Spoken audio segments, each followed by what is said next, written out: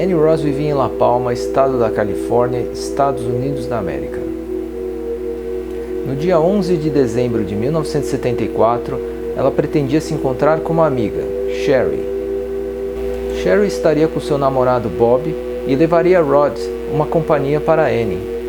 Eles iriam se encontrar às 6 da tarde, mas às 8 da noite, Annie ainda não havia chegado no local. Sherry pediu para Rod ir até o apartamento de Annie.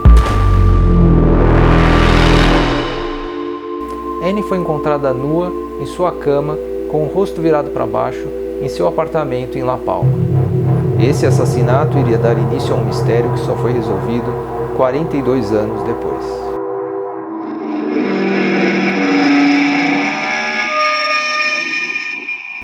Jody era o cachorro de Annie. Na noite do assassinato, ele foi encontrado dentro da gaveta do armário do quarto, morto. No entanto, antes de morrer, Jody mordeu o assassino. Os detetives acharam traços de sangue na janela, no quarto e no banheiro, mas não sabiam de quem era.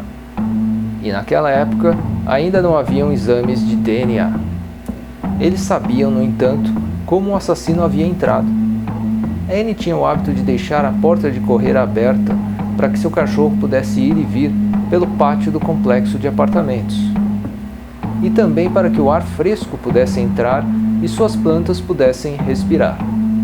Entre as 5h15 e as 5h45 da tarde, um homem entrou pela porta de correr e a fechou, junto com a cortina. Depois de cometer o crime, saiu pela porta da frente. Os detetives de La Palma falaram com todos no complexo de apartamentos de Brookside, para ver se alguém tinha visto ou ouvido algo estranho no apartamento 4511 no horário do crime. Foram um total de 53 pessoas, vizinhos, amigos, colegas de trabalho, que a polícia entrevistou na esperança de achar alguma pista.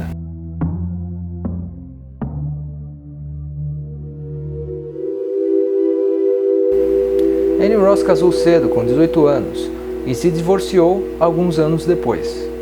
Ela queria filhos, mas seu marido havia feito vasectomia.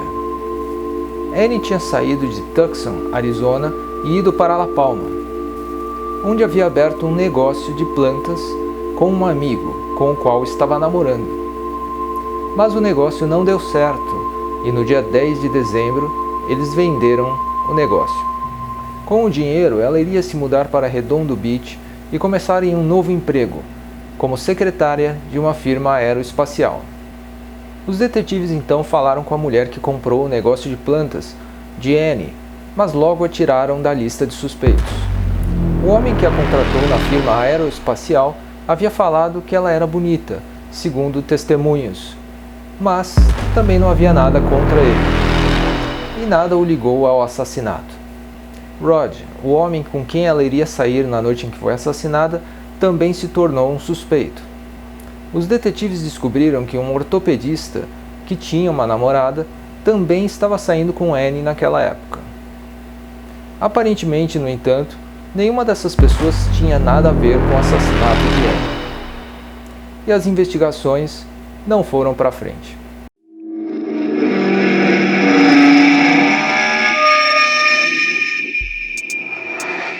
Em 1979, uma outra mulher foi violentada no mesmo complexo residencial. O culpado foi pego, mas não se tornou suspeito na morte de Annie. 3 grandes caixas brancas começaram a pegar poeira numa sala no departamento de polícia de La Palma. As caixas onde estavam todas as informações do caso de Patricia Annie Ross. 5 anos haviam se passado e nada havia sido descoberto. Mas isso seria apenas o começo. Em 1996, o sargento Ed Ethel entrega o caso para o detetive Jim Engen, 22 anos depois. Jim, durante o ano de 1996, analisa extensivamente os dados e as evidências coletadas no caso de Annie Ross. A análise do DNA achado na casa confirmou que o sangue achado na janela e no sofá era de um homem desconhecido. O detetive Engen se focou em procurar ligações do caso com serial killers em atividade na época. Mas nada foi encontrado. Em 1999, o detetive Engen foi para outra delegacia e teve que deixar o caso de lado.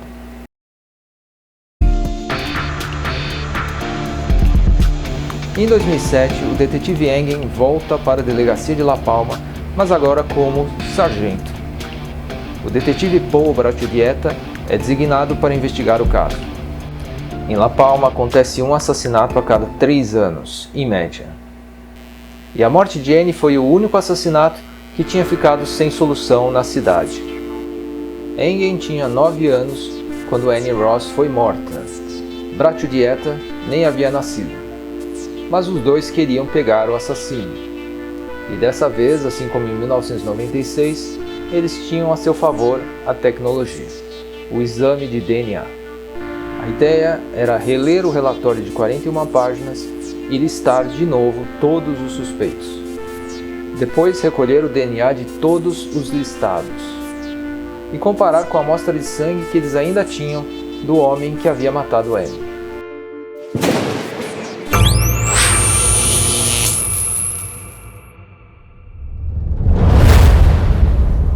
Agora chegamos ao momento mais importante do vídeo, o momento em que você dá o like e se inscreve no canal. Não se preocupe, vai valer a pena. Agora voltando ao caso de Annie Ross.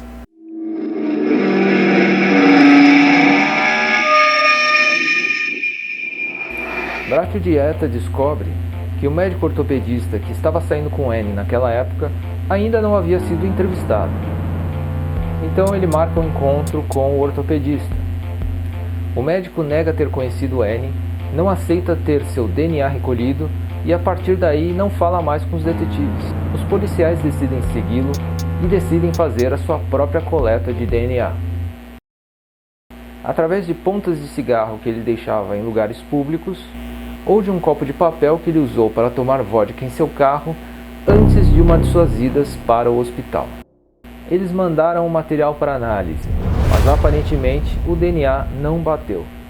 Ele não era o culpado. Voltaram para a estaca zero. No entanto, em novembro de 2008, a investigação toma um novo rumo. Bracciodietta percebe nos relatórios um personagem que até agora havia passado em branco: Paul Williams. Paul vivia no apartamento que ficava em cima do de Annie. 2 semanas depois do assassinato, aconteceu algo que aparentemente não tinha nada a ver com a morte de Annie. Ou teria? Uma outra vizinha chamou a polícia depois de ter visto alguém tentar entrar em seu apartamento pela porta da frente. Ela viu a maçaneta se mexer, mas a porta estava trancada. Então quem tentou entrar não conseguiu e não aconteceu nada com ela. A mulher tinha certeza de que quem tentou entrar em seu apartamento ou era Paul Williams ou o homem que sempre aparecia no apartamento de Paul. Mas que homem era esse?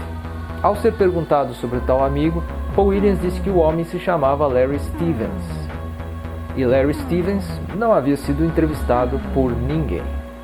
Os detetives foram até Lake Havasu, lugar onde Paul Williams estava morando nessa época.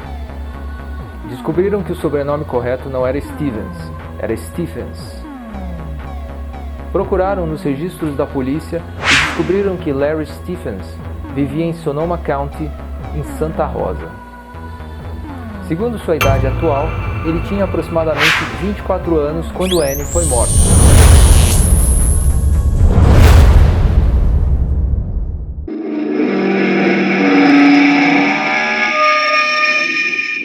Larry já havia sido processado por violência doméstica em 2007 e 2008.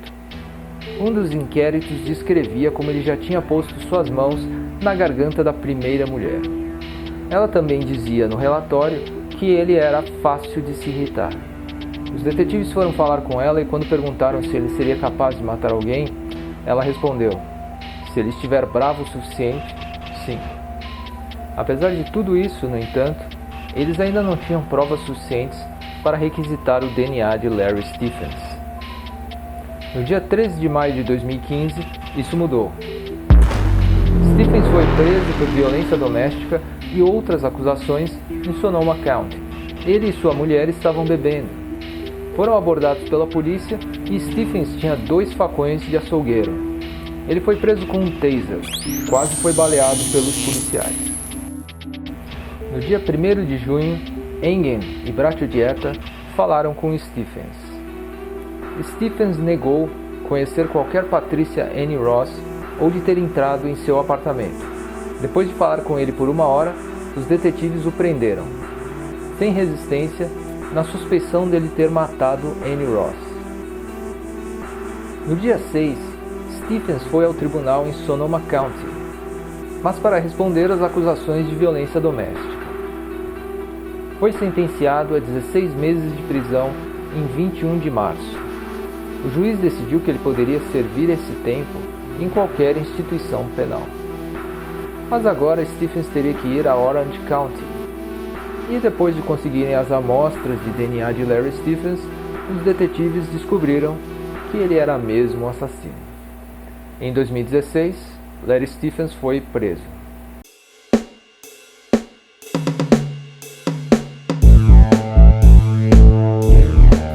Stephens foi sentenciado à prisão perpétua e mandado para a prisão estadual de San Quentin, Califórnia.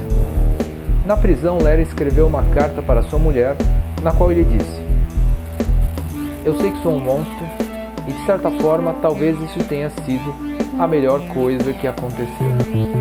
Esse ano vai fazer 50 anos que Annie Ross foi assassinada, mas o assassino, graças à persistência dos detetives de La Palma, está preso.